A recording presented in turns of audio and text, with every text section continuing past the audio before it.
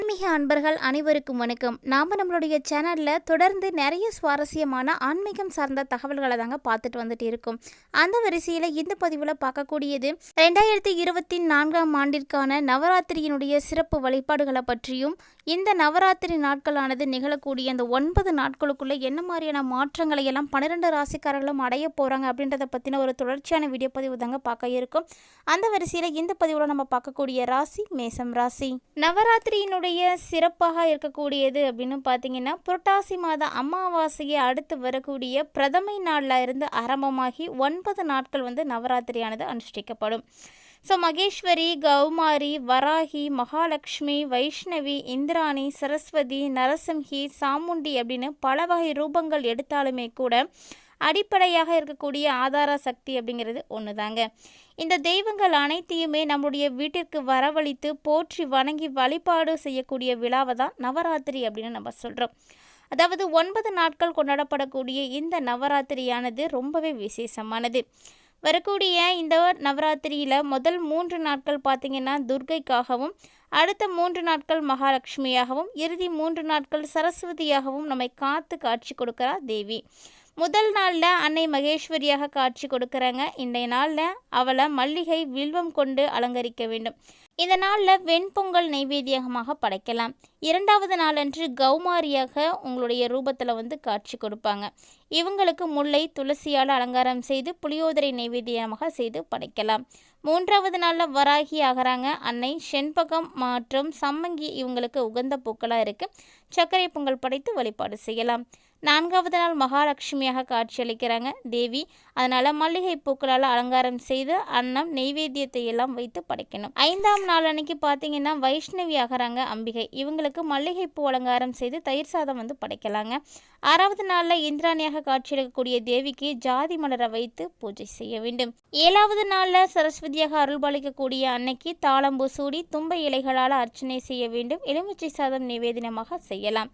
8வது நாளில் நரசிம்மகி ரூபத்தில் காட்சி தரக்கூடியவங்களுக்கு அம்பிகை. இவங்களுக்கு உகந்த மலர் ரோஜா. இதை சூடி நீங்கள் வழிபாடு செய்யலாம். 9வது நாள் அன்று பார்த்தீங்கன்னா சாமுண்டியாக தோற்றம் தரக்கூடிய அன்னையை இந்த நாளில் பால் பாயாசம் நெய்வேத்தியமாக செய்து வழிபாடு செய்யலாங்க. தாமரை மலர்களை அலங்கரித்து பூஜை செய்வது சிறப்பானது.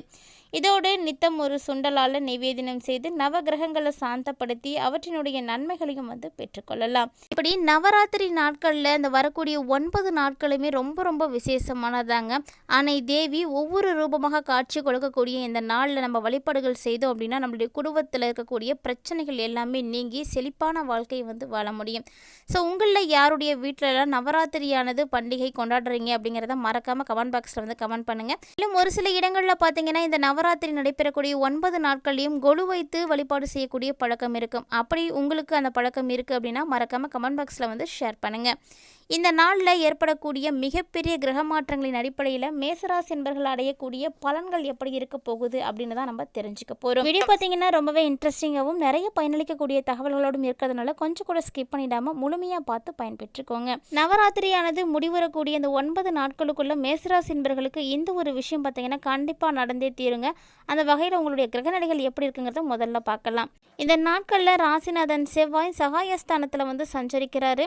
அதாவது தனாதிபதி இருக்கக்கூடிய சுக்கிரன் நீச்சம் பெற்றிருக்கிறாருங்க. இவர் நீச்சம் பெற்று இருந்தாலுமே கூட குருவினுடைய பார்வை மற்றும் பரிவர்த்தனைகள் எல்லாமே உங்களுக்கு ரொம்பவே அற்புதமாக அமைஞ்சிருக்கு. அதனால நீச்ச பங்கம் அப்படின்றத அடைகிறாரு. ஸோ கிரகங்களுடைய நிலைகளை பொறுத்து ஒரு சில வகையில் உங்களுடைய பொருளாதாரம், குடும்பம், உடல்நிலை, உத்தியோகம், தொழில் அப்படின்னு எல்லாத்துலேயுமே நல்ல ஒரு முன்னேற்றத்தை நீங்கள் பார்க்கலாம். அது மட்டும் இல்லாமல் உங்களுடைய எதிர்பார்ப்புகள் அனைத்துமே நிறைவேறிடும். லாபஸ்தானத்தில் இருக்கக்கூடிய சனி வக்ர இயக்கத்தில் இருக்கிறதுனால ஒரு சில சமயங்களில் பணத்தட்டுப்பாடு அப்படிங்கிறது ஏற்படலாம். இருந்தாலுமே கூட அதை எல்லாமே சமாளிக்கக்கூடிய ஆற்றலும் உங்களுக்கு ஏற்படுங்க. இந்த டைமில் பார்த்தீங்கன்னா சனி பகவானும் வக்ர நிலையில் சஞ்சாரம் செய்கிறார். ஸோ கும்பத்தில் சஞ்சரிக்கக்கூடிய சனி பகவான் இந்த டைம் ஃபுல்லாகவே உங்களுக்கு வக்ரத்தில் தான் இருக்க போகிறாரு. இந்த 9 நாட்களுக்குள்ள உங்களுடைய ராசிக்கு 10 மற்றும் 11 ஆகிய இடங்களுக்கு அதிபதியாக இருக்கக்கூடிய சனி பகவான் தொழில் ஸ்தானாதிபதியாக இருக்கக்கூடிய அவர் வக்ர இயக்கத்தில் இருக்கிறதுனால தொழில் கூட்டாளிகளிடம் மட்டும் கொஞ்சம் கவனமாக நீங்கள் இருக்கணும். ரொம்பவே நல்லது கூட. முக்கியமான பொறுப்புகளை அவங்கக்கிட்ட ஒப்படைக்கும் பொழுது உங்களுடைய மேற்பார்வை அப்படிங்கிறது கண்டிப்பாக அவங்கக்கிட்ட இருக்கணும். ஒரு சில சமயங்களில் நிறைய தடைகள் அப்படிங்கிறது ஏற்படும். அதாவது உங்களுடைய பயணங்களில் தடைகள் அப்படிங்கிறது ஏற்படும். இருந்தாலுமே கூட எதிர்பாராத ஒரு சில பயணங்கள் உங்களுக்கு மிகப்பெரிய லாபத்தை எல்லாம் ஏற்படுத்தி கொடுக்கும். மேலும் இந்த காலகட்டங்களில் பார்த்தீங்கன்னா உங்களுக்கு புரட்டாசி 3ஆம் தேதியிலேருந்தே பார்த்தீங்கன்னா புதனும் உச்சம் அடைஞ்சிருவார். ஸோ கன்னிராசியில் புதன் உச்சம் பெறக்கூடிய நிலையில் உங்களுடைய ராசிக்கு 3 மற்றும் 6 ஆகிய இடங்களுக்கு அதிபதியாக இருக்கக்கூடிய புதன் ஜீவனஸ்தானத்தில் வந்து உச்சம் அடைகிறாரு. இந்த நேரம் பார்த்தீங்கன்னா உங்களுடைய தொழிலில் நல்ல ஒரு முன்னேற்றம் இருக்கும். உத்தியோகத்தை பொறுத்த வரைக்கும் உயர் பதவி, ஊதிய உயர்வு அப்படின்னு நீங்கள் எதிர்பார்க்கக்கூடிய எல்லா விஷயங்களுமே கிடைக்கிறதுக்கு சான்ஸ் இருக்குது. அண்ணன் மற்றும் தம்பிகளுக்குள்ளே இருக்கக்கூடிய கருத்து வேறுபாடுகள் எல்லாமே வந்து இனி வரக்கூடிய காலகட்டங்களில் மறைய ஆரம்பிக்குங்க. இது நாள் வரைக்குமே பல முறை பஞ்சாயத்து செய்துமே முடிவுக்கு வராத பாகப்பிரிவினைகள் கூட இப்போ உங்களுக்கு முடிவுக்கு வந்துடும். ஸோ தொழிலை விரிவுபடுத்தணும் அப்படிங்கிறதுக்காக நீங்கள் ஏதாவது ஒரு இடத்துல கடன் கேட்டிருக்கீங்க அப்படின்னா அந்த கடன் கூட இப்போ உங்களுக்கு கிடைக்குங்க. அந்த கடன் உதவி அப்படிங்கிறது கிடைக்கும் பொழுது மிகவும் ஒரு மகிழ்ச்சியானது ஏற்படும்.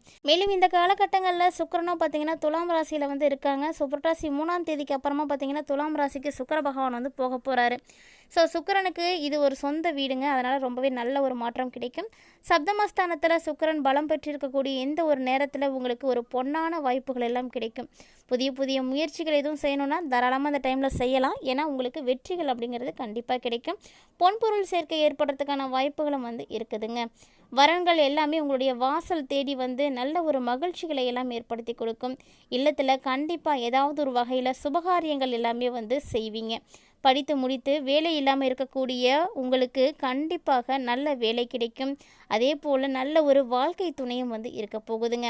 ஸோ இந்த காலகட்டங்களில் பார்த்திங்கன்னா உங்களுடைய உதிரி வருமானங்கள் அப்படிங்கிறது நிச்சயமாக இருக்கும். ஏதாவது ஒரு வகையில் உங்களுக்கு வருமானம்ங்கிறது வந்துக்கிட்டே தான் இருக்கும். இது வரைக்குமே நீங்கள் அடகு வைத்த நகையை மீட்க முடியாமல் தவிச்சிட்ருக்கீங்களா? இந்த காலகட்டங்களில் ட்ரை பண்ணுங்கள். கண்டிப்பாக வந்து மீட்டெடுக்க முடியும். மேலும் பார்த்தீங்கன்னா இந்த காலகட்டங்களில் துலா ராசிக்கு வந்து சுக்கிர பகவானுடைய பயிற்சி இருக்கக்கூடிய நிலையில் அந்த இடத்துல புதன் பகவானும் போய் சேர போகிறாங்க. ஸோ புதனும் சுக்கிரனும் அந்த இடத்துல வந்து சேர்ந்து புத சுக்கிர யோகத்தை வந்து ஏற்படுத்துவாங்க. ஸோ இதனால் பொருளாதார நிலையில் நிச்சயமாக நீங்கள் உச்சம் பெறுவீங்க. அதே போல் புதிய தொழில் தொடங்கக்கூடிய திட்டங்கள் எதுவும் வச்சுருக்கீங்கன்னா அதெல்லாம் இப்போ வந்து எக்ஸிக்யூட் பண்ணலாம். கண்டிப்பாக வந்து சக்ஸஸ் ஆகும். அதே போல் உத்தியோகத்தில் இருக்கக்கூடியவங்களுக்கு உயர் அதிகாரிகளுடைய ஆதரவு கிடைத்து தேவையான சலுகைகளும் வந்து நீங்கள் பெறுவீங்க. வெளிநாட்டில் இருந்து வரக்கூடிய அழைப்புகள் எல்லாமே உங்களுக்கு மிகப்பெரிய ஆச்சரியத்தை ஏற்படுத்தி கொடுக்குங்க. அதே போல் எடுத்த முயற்சிகள் எல்லாவற்றிலுமே நல்ல ஒரு வெற்றி கிடைக்கும். ஸோ அற்புதமான ஒரு வாய்ப்புகள் தான் வந்து மேசராசி நண்பர்களுக்கு இந்த நவராத்திரி நாட்களில் வந்து கிடைக்க போகுது. அதே போல் பொது வாழ்க்கையில் இருக்கக்கூடியவங்களுக்கெல்லாம் மக்களுடைய செல்வாக்கு அப்படிங்கிறது அதிகமாக இருக்கும். வியாபாரம் செய்யக்கூடியவங்களாக இருக்கட்டும், தொழில் செய்யக்கூடியவங்களாக இருக்கட்டுங்க, உங்களுக்கு வேண்டிய உதவிகள் எல்லாம் கண்டிப்பாக வந்து கிடைக்கும். அதே போல் உத்தியோகத்தில் இருக்கக்கூடியவங்களுக்கு உயர் அதிகாரிகளுடைய ஆதரவும் நிச்சயமாக இருக்குது. கலைஞர்களுக்கெல்லாம் சாதகமான காலகட்டம்னு சொல்லலாம். மாணவ மாணவிகளை பொறுத்த வரைக்கும் பெற்றோர் ஆசிரியர்களுடைய ஆதரவு இருக்கும். ஸோ நீங்கள் நல்லபடியாக வந்து படிக்க முடியும். பெண்களை பொறுத்த வரைக்கும் குடும்ப பொறுப்புகள் எல்லாமே இந்த காலகட்டங்களில் கொஞ்சம் அதிகமாக தாங்க இருக்கும். இருந்தாலுமே கூட உங்களை தேடி சுப செய்திகளானது வந்து சேரும். மேலும் இந்த நாட்களில் உங்களுக்கு மகிழ்ச்சி அப்படிங்கிறது கண்டிப்பாக இருக்குது. ஸோ குடும்பத்தில் இருக்கக்கூடிய பொறுப்புகளை கூட நீங்கள் சிறப்பாக செய்து நிறைவேற்ற முடியும். குடும்பத்தில் சுப நிகழ்வுகள் எல்லாமே உங்களுக்கு மகிழ்ச்சி ஏற்படுத்தி கொடுக்கக்கூடிய வகையில் தாங்க இருக்கும். ஸோ சொல்லப்போனால் இந்த காலகட்டங்களில் சிறப்பான நடவடிக்கைகள்லாம் நீங்கள் எடுப்பீங்க. இதனால் மரியாதை உங்களுக்கு அதிகமாகும். புதிதாக வீடு வாங்கணும் அல்லது வாகனம் வாங்கணும் அப்படின்ற முயற்சியில் இருக்கீங்கன்னா உங்களுடைய விருப்பங்கள் எல்லாமே இப்போ வந்து நிறைவேற ஆரம்பிக்க போகுதுங்க. பெற்றோரோடு இருக்கக்கூடிய உறவுகள் பார்த்திங்கன்னா ரொம்ப ரொம்ப சிறப்பாக இருக்கும். திருமண வாழ்க்கையும் வாழ்க்கை துணையோடு ரொம்ப மகிழ்ச்சிகரமாக இருக்கும். இது வரைக்கும் ஏற்பட்டிருக்கக்கூடிய சச்சரவுகள் கூட இந்த காலகட்டங்களில் வந்து தீர ஆரம்பிச்சிடும். மேலும் உங்களுடைய பிரச்சனைகளை எல்லாம் தீர்ப்பதற்கான வழி கூட இந்த காலகட்டங்களில் கண்டிப்பாக பிறக்கும். அதாவது நவராத்திரி முடியறதுக்குள்ளே இருக்கக்கூடிய இந்த 9 நாட்களுக்குள்ளே எப்பேற்பட்ட பலன்களை எல்லாம் மேசராசி என்பர்கள் அடைய போகிறீங்க அப்படின்றதையெல்லாம் தெளிவாகவே பார்த்துருப்பீங்கன்னு நினைக்கிறேன். அந்த வகையில் இந்த பதிவில் இருக்கக்கூடிய ஒவ்வொரு தகவல்களுமே உங்களுக்கு பிடிச்சிருக்கு, பயனளிக்கக்கூடிய வகையில் இருக்குன்னு நினச்சி மறக்காம வீடியோக்கு லைக் பண்ணுங்க. வீடியோ உங்க ஃப்ரெண்ட்ஸ் அண்ட் ஃபேமிலியோட ஷேர் பண்ணிக்கோங்க. மேலும் இந்த வீடியோ பற்றிய கருத்துக்களை எங்களோட மறக்காம வந்து கமெண்ட் பண்ணுங்க. என்னதான் நம்மளுடைய வாழ்க்கையில் நிகழக்கூடிய விஷயங்களை முன்கூட்டியே தெரிஞ்சுக்கிறதுக்கு ஜோதிடம் உதவியாக இருந்தாலுமே கூட அந்தந்த கிரக நிலைகள் நமக்கு சாதகமாக இருக்கக்கூடிய பட்சத்தில் எல்லாமே வந்து நிறைவேறுங்க. ஸோ இந்த காலகட்டங்களில் மேசராசி நண்பர்கள் அனைவருமே வந்து நல்ல ஒரு பலன்களை தான் வந்து பெற இருக்கீங்க. கண்டிப்பாக இந்த நவராத்திரி முடியறதுக்குள்ளாடு உங்களுக்கு ஏதாவது ஒரு நல்ல விஷயம் நிச்சயமாக நடக்கும். ஸோ நம்பிக்கையோடு வந்து காத்துருங்க. அந்த வகையில் இந்த வீடியோ பதிவு போல் நிறைய இன்ட்ரெஸ்டிங்காக நியூஸ்லாம் நீங்கள் உடனுக்குடன் பார்க்கணும் அப்படின்னு நினச்சிங்கன்னா மறக்காம நம்ம சேனலை சப்ஸ்கிரைப் பண்ணிவிட்டு தொடர்ந்து ஃபாலோ பண்ணுங்கள். இது மட்டும் இல்லாமல் இது போல் நிறைய சுவாரஸ்யமான ஆன்மீகம் சார்ந்த தகவல்கள் பார்த்தீங்கன்னா தினம்தோறுமே நம்மளுடைய சேனலில் நம்ம பதிவேற்றம் செய்துட்டு தாங்க இருக்கும். இது வரைக்கும் நீங்கள் நம்ம சேனலை பார்க்காம இருக்கீங்கன்னா கண்டிப்பாக ஒன்ஸ் விசிட் பண்ணி பாருங்கள். உங்களுக்கு அதில் இருக்கக்கூடிய தகவல்கள் எல்லாமே பிடிச்சிருக்கு, பயனளிக்கக்கூடிய வகையில் இருக்குது அப்படின்னு நினச்சிங்கன்னா கண்டிப்பாக நீ வீடியோ வந்து ஷேர் பண்ணுங்கள். மேலும் உங்களுடைய குடும்பத்தில் யாருக்கெல்லாம் மேசராசியானது காணப்படுதோ அவங்களுக்கெல்லாம் மறக்காமல் வீடியோ வந்து ஷேர் பண்ணி விடுங்க. அவர்களும் பார்த்து பயன்பெறட்டும். மீண்டும் இது போன்ற நிறைய சுவாரஸ்யமான ஆன்மீகம் சார்ந்த தகவல்களோட மற்றொரு பதிவில் சந்திக்கலாம்.